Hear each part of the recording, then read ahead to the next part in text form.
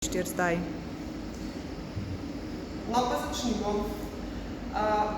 Preden se lotimo peke, vedno najprej prižgemo pečico. Pečico moramo imeti vedno dovolj toplo, oziroma premočno segreto. Segreta mora biti od 170 do 180 stopinj, to pa je odvisno od vaše pečice.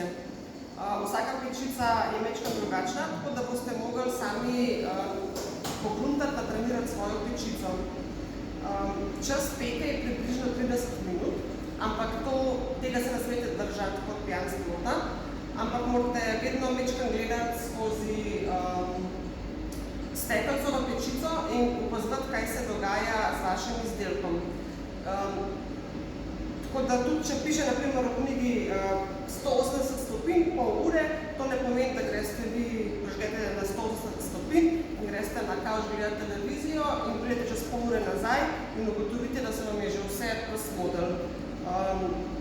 Vedno morate spremljati, kaj se dogaja v pečici. Ampak spremljate pa tako, da ne odpirate vrat. Se pravi, samo čez tisti majčkan stekelco v pečici. Ker če boste vrata odpirali, boste spustili v pečico mrzo zrak in bo biskvit doživel šok. Tako vam to razložim.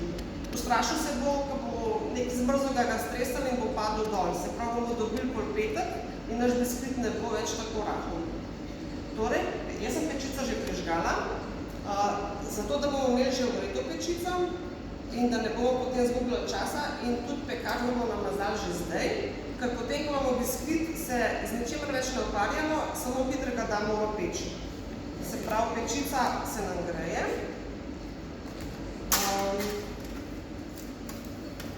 Pekač bo namazan.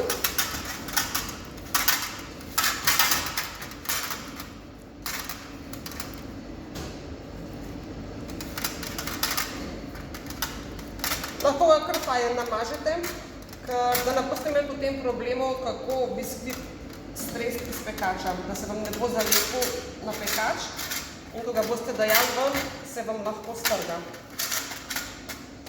Tako. Pekač imamo.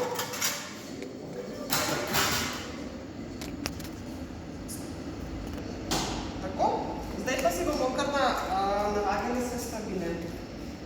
Zdaj pogovarjali smo se že o gramih in dekagramih, tako da to že vse znamo in bomo kar nalagali najprej 100 gramov moke. 100 gramov moke, ki jo bomo najprej presejali.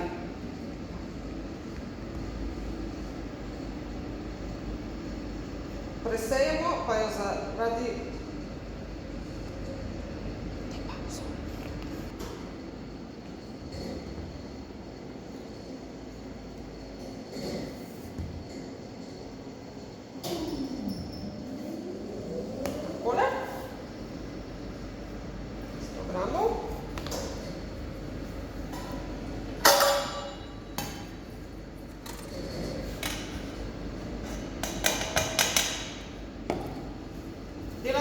previdno, da se ne peckamo delovne površine. In sproti si delamo prostor, da lahko sploh delamo. Tako, zdaj si bomo 100 gramov sladkorja namerili.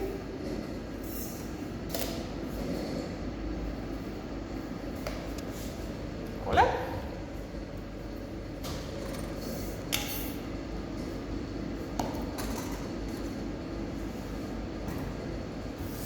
Zdaj pa bomo ločili rumenjake od beljakov.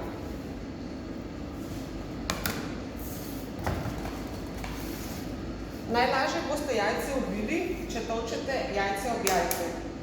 Ko se eno jajce vda, tistega razpolovite.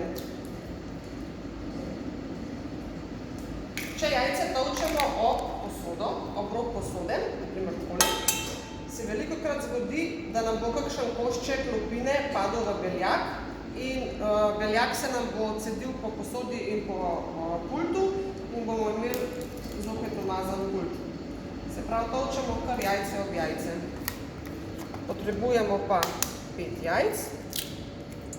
Se pravi, tole je tretje. Četrto.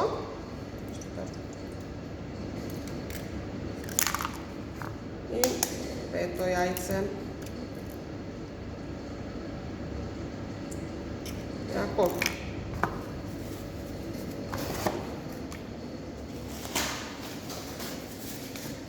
Zdaj bomo polovico sladkorja dodali v rumenjake.